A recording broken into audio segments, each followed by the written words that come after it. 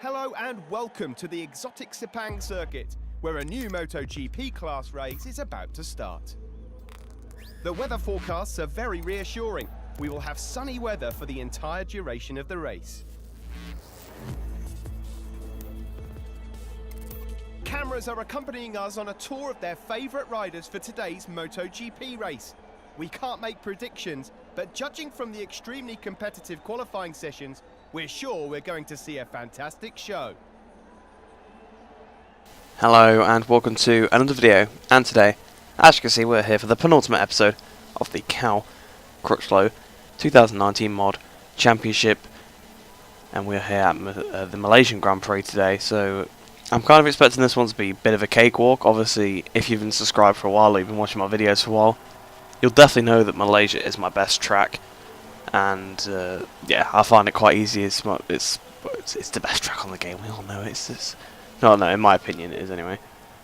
But we may as well quickly recap the championship standings, if I can actually speak. Seems to be like I make a lot more mistakes as of late, and I don't know why.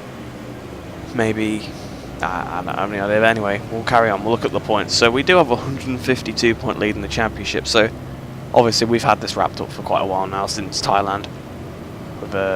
It's been like 2 races since we wrapped it up. But the interesting battle to look at is Dovi versus Mark, because Dovi's had crashes in both the last 2 races, and Mark has closed up a massive amount to him. So, you know, there's only what 11 points? No, 21 points in it now. So they're quite close. I think it's still gonna be hard for Mark to beat Dovi. Don't get me wrong, but yeah, for sure, it's something to keep your eye on. As for the Constructors' Championship, we are 15 points behind Monster Energy Yamaha.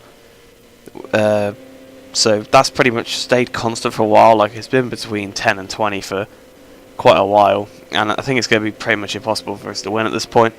Like I say every episode, they have 2 riders, I have 1. Even with the 25, usually I don't gain on them. They usually pull away. But interestingly enough, Repsol Honda did move ahead of Ducati in that last race. And quite substantially so as well. So Repsol Honda have a good chance of getting this 3rd place in the championship, really. I mean, Ducati have had it for most of the season. In fact, they were leading for a while, and they've sort of taken a slow drop down to 4th place. Probably about mid-season they lost the lead, I think. And yeah, it's kind of not gone well for them as of late, especially mainly because of Dovi. But Petrucci's also not really been pulling his weight most of the season, and Dovi's 2 crashes recently, you know, have not helped their case in the championship at all. Anything else interesting to look at in the championship? Not particularly. Petronas Yamaha, obviously, you know, it's kind of because of the AI that they're struggling a bit, but doing quite poor, really. The Sepang track is ready to welcome this latest edition of the Malaysian Grand Prix. Just a few moments to go until the riders battle away on track.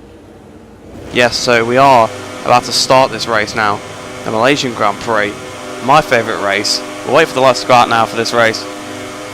Lights out and away we go, and it's been not too bad of a start, really. You can see our teammate Takaki have passed Takaki against the slipstream off of them. Oh, Morbidelli's brake checked us there. Bit Morbidelli at the back, so we have dropped back down to last place again, so not a good start. On the inside of the pair, on the inside of both Tech 3s, at the inside of Quattraro and Petrucci's on the outside there. Probably the 13th already ran the outside of Rabat and Lorenzo, I think that is. Although they might keep it. No, we're past them, past Bagnaia. Again, oh, bit of contact with Ian the inside of Ian past Ian up to 9th place, already ran the outside of the 2 Suzuki's up to 7th. And then it's the 2 Yamahas, our rivals, in front of us, really. Vinales goes for a move on Valentino into turn 4. Well, he gets the move done, and he gets Miller, I think, as well there. We're trying to get a good exit past Valentino, I think we're going here. Around the outside. No, we're still behind him. Trying to get the throttle as early as we can around the outside of Valentino. You see Vinales still trying to get past Miller. And we've got the inside of the pair. Then bit of contact with Dovi. Past Mark as well, so it's to 2nd place already. Zarco leads on the KTM. We've got the inside to turn 7, and we're going to take the lead of the race already. Yes, we are. And we've got the bike stopped, so we're up into the lead. We've got a 3/10 lead already as well. We didn't even lead for an entire corner at that point. Look at the minimap. We've stretched away just on that exit alone. But surprisingly enough, it was Zarco that's actually leading. Well, Marquez has now overtaken him. But Zarco leading for a bit. Dovizioso down in 6th place. Zarco down in 7th. I think it's the AI at the hairpin. They tend to sort of go in a bit hot and lose time, things like that. It's really weird. They're very bad this track. Through turn 12 now. And look, Marquez is only just on the mini-map. We've got a 1 point. Oh, it's Vinales in 2nd place. That's exactly what we didn't want. We really didn't need Vinales and Rossi to be doing well in this race, but that is unfortunately seems to be what they're doing. We really need to bring that championship lead down because, you know, 15 across 2 races is just about possible, but if we were still like 15 or like 14, if we were still 11 behind or 10 or something like that coming out of this race, it's just not going to happen. We're not going to get 10 points on 2 riders. They have to come, you know, 4th and then like no score for that to happen, really. Obviously they could both come a bit further down the order, but it's more likely that one will not score. But we do lead ahead of Vinales in second and Dovi in third. I will read out the whole leaderboard next time through, but they do seem to be chopping and changing. You can see there is quite a big snake of them through turn 3. A long turn 3, just seems to go on forever. We had to lift there a little bit, looked like we were going to go onto the grass. 2.2 second lead now as we hit the brakes for turn 4. Missed the apex a little bit there, try and get on the throttle as early as we can, run to that outside curb. Really good track, this one. I know I keep going on about it, but I really like this track. It has a bit of everything. I know not everybody likes it, but I love it. I love it. It's probably the track that I've put the most mileage into out of all of them. You know, it's the track that I'm the quickest at. Oh, ran a bit wide into turn 7 though. Not too bad though. Cutting it back for turn 8. Trying to hold the throttle through. Down towards the hairpin. The hairpin's probably one of the hardest corners on the entire track. You've got to hit the braking just right to not miss that apex on the inside. And we've missed it a little bit, but you sort of can. You can carry the speed through. You don't have to clip the apex. If you go like completely wide where you have to basically stop the bike to get turned, that's when you lose time. But Rossi seems to be battling with Zarco there for 7th place. Fabio Quartararo is down to 18th behind Oliveira. Through turn 12. Getting on the throttle again. Obviously this is the famous corner, infamous for, you know, well, we all know why. As we exit turn 14 now, and we go down the straight towards the last corner. In this race, actually yeah, in this race it probably will have to watch out for it a little bit, but once the tyres start going off, you cannot use first gear into this corner at all. Third gear, second gear, yeah, we have gone into first this time. Obviously still plenty of grip on the tyres left. Cutting back for a late apex, far out the corner. We come up towards the line. What is the lap time going to be? You're looking for a 54 really, 53, 54 kind of time if you're on a bike that you're not familiar with, but we're leading the race obviously still. Head of Vinales in second, Marquez third, Miller fourth, Dobby fifth, Rossi sixth, Mir seventh, Zarco eighth, Bagno ninth, and Ian Onate in 10th position there. So we're over the line. Look at how far we are in front. I didn't read the gap, but we can have a look at the end of this section. Miller's definitely doing Marquez a bit of a favour there by getting into Vizioso's way. That's for sure. Just trying to get himself that factory ride. Hitting the brakes. We are 5.1 seconds in front. We are on lap 3 and we have a 5-second lead already. It is absolutely ridiculous. I'll tell you a story quickly, obviously, because there's not really a lot going on right now. So we may as well just try and ramble. I was just messing about, and I think I started to do this challenge where I waited 30 seconds at this track before I left. I started the lap 7 seconds behind Morbidelli, and by the turn, like going over the line, by the turn 1 of the next lap, I was going up his inside. I caught 7 seconds up on him in a lap. It was ridiculous. I mean, yes, I was on a Yamaha, like, and obviously, you know, he's the worst AI in the game, I think, Morbidelli, or it's either him or Nakagami, one of the two, in terms of like the worst skill in the MotoGP class. Not saying anything about the riders in real life, I just mean in the game. Obviously, they're actually both like some of the best riders in MotoGP, really. Just last season, they did not have good machinery underneath them, obviously. As we go through that infamous penultimate corner, once again, they're trying to fire it out. The gap is so big, it's not even coming up now. We're not even going to get the gap to Vinales anymore. And this race has gone by so fast, because we're coming to the end of lap 3 already. And, you know, it's only a 4-lap race.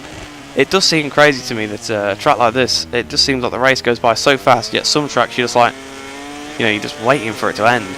Because there's almost a 2-minute lap. What is the lap going to be this time? We did dip into the 54s. Again, it's not a bike I'm familiar with. Obviously, ideally, you'd be in the low 53s for race pace if you were doing like a league race or something like that. But we still lead ahead of Vinales second, Marquez third, and Dovi fourth. I think Miller was 5th as well. And he showed the top 5 now, though. But out of turn 2 we go. Licking the bike back over through turn 3. And sliding that rear end.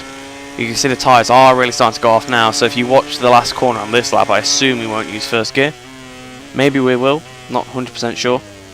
I do like the fact that I do know a lot about this track, so I can give you a lot of technical knowledge about the gearing and things like that, and probably shouldn't do that because I'm probably helping people out, which is good, but I don't want to help people that I race against out, you know what I mean? But most of them have got Malaysia down as well. I think it is it's a track that if you can get Malaysia down, you can do a lot of the other tracks because it has bits of everything. If you can sort of master how to take each corner, it's definitely going to do you dividends in the end. But down towards the hairpin again, as I said, probably one of the hardest corners on the track. I think we've probably gone in a bit hot here. Yes, we have. So that's what I was talking about before. That's what's bad when you have to go that wide and really stop the bike. If you're going about the middle, you're probably alright because you can carry a little bit more speed through the apex anyway. So it's not too bad. If you remember back to my league race video, I think I went around the outside of Bob Rock there. Purely because I broke a bit late and then just carried the speed through. You can do it. It's probably not very good once the tyres are gone off again. It's one of those things where you can't really get on the throttle as early. But when the tyres are still fresh, it's not too bad. This is a track that definitely rewards you if you save the tyres well. You'll have a massive pace over people at the end of the race. But we're coming down towards the last corner now. I've absolutely taught this race away. The rear slides. In fact, we have gone into first gear, so despite the fact that I made all of that kerfuffle about it, probably the tyres are not worn enough really. But out of the last corner we go, up towards the line. It's going to be yet another win in this championship, and only one more race to go. It looks like really we could get a perfect record. We have a good chance of doing so. Looking at the race winning overtake now, the inside of nearly said Dovi, Zarco. You can see from his rear view cam now, dive up the inside of him. We're going to watch from on board the front as well. Up the inside he goes, or up the inside we go. Up into first place, and that was it. Didn't see him again. Let's take a look at the MotoGP class final results. So in the end, we dominated that race. Our slowest lap, which was I think it was in the 55s, was still faster than Marquez's fastest lap. So it's interesting. We won the race by 10.7 seconds ahead of Marquez in second. He actually managed to mug Vinales, which is good for us in third. Dovi in fourth, Rossi in fifth. So yeah, it's not what we wanted really. A third and a fifth, that's going to be more than 25. I think it's about 27. So they're probably going to gain a couple of points on us there. The two Pramacs 6 and 7. That's good. Well, it's a good result for Bagnaia, definitely. I mean, Miller can be happy with that as well. But Bagnaia's done pretty well there. Zarco unfortunately dropped down to 8th after leading early on. Petrucci 9th, Mir 10th. That's pretty good for him. For the rookie 11th for Iannone.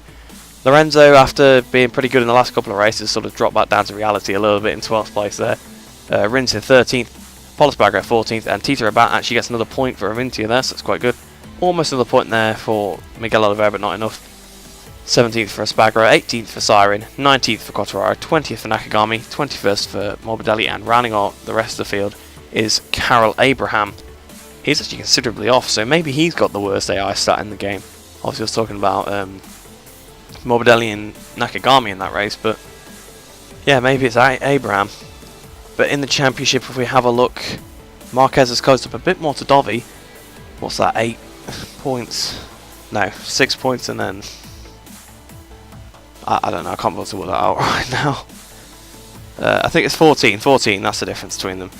I don't know why it took me so long to do that, but anyway, second and third still for those two. 4th and 5th for Rossi and Vinales. Lorenzo pretty much consolidated that 6th with those good results like last couple of races.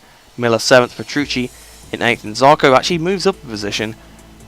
He's actually the same amount of points as Petrucci there, so I think it's that little scrap with Petrucci, Zarco, Mir. They're all pretty close together. I think I was speaking about them in one of the other episodes. Hopefully we'll scroll down in a second to it. Yes, there we go. So you can see Mir's only 2 points off them. Rins is a little bit further back with 111. 12th for Iannone, 101 points. So Aprilia did get over that 100 point threshold I was on about before. Paul Espargaro in 13th place. 14th for Bagnaia after that pretty good result. So he could definitely mug Espargaro in this last race. Quartararo is probably sat. In fact, he is probably only going to get 15th place. But 24 points, not too bad when your teammates got 0. Another point added to the total of Tito Rabat in that race. Obviously got 15th position. So I think that's going to be 8. Yeah, in fact that'll be 18 to Avintia as well, because both of their teammates are the only two to not score. 17th still for Aleix Espargaro, 18th for Siren, 19th for Oliveira, 20th for Nakagami. The non-scorers, Morbidelli and Abraham in 21st and 22nd. They got one more chance to try and score points in this championship. Will they do it? Who knows? Let's go on to the, well, we'll wait for the constructors to show up.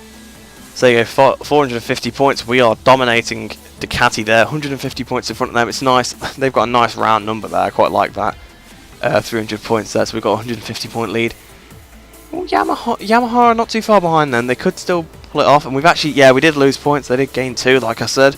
So they're now 17 points in front. So they're pretty much the champions there. We've got to watch out for Honda behind. Obviously, if we have a bad race and like they get a 1-2 or something, that's it. They could, well, they could do us in there. In fact, they could do that to Yamaha as well, but I don't think it's going to happen. Ducati actually dropped further away in that race, obviously, because Marquez did outdo Dovi by a couple of positions there, and Petrucci did actually outdo Lorenzo, but they were lower down, so the points gap wasn't so much. 5th still for Suzuki. Pramac moved up to 6th ahead of KTM. 8th still for Grassini. 9th for Petronas Yamaha, as I talked about earlier. They've quite badly struggled this season. 10th for Real Avintia. 11th for Red Bull KTM Tech 3, and 12th still for LCR Honda Idemitsu. Now, I hope you did enjoy that race. Hope you look forward to the finale tomorrow at Valencia. Hope you enjoy the rest of your day. These days, the podium is extremely valuable. MotoGP has never had so many competitive riders at the same time. Today, they were at their best, and they deserve to celebrate. The level of the championship is only getting better. Consistent results seem to be the secret to a good season.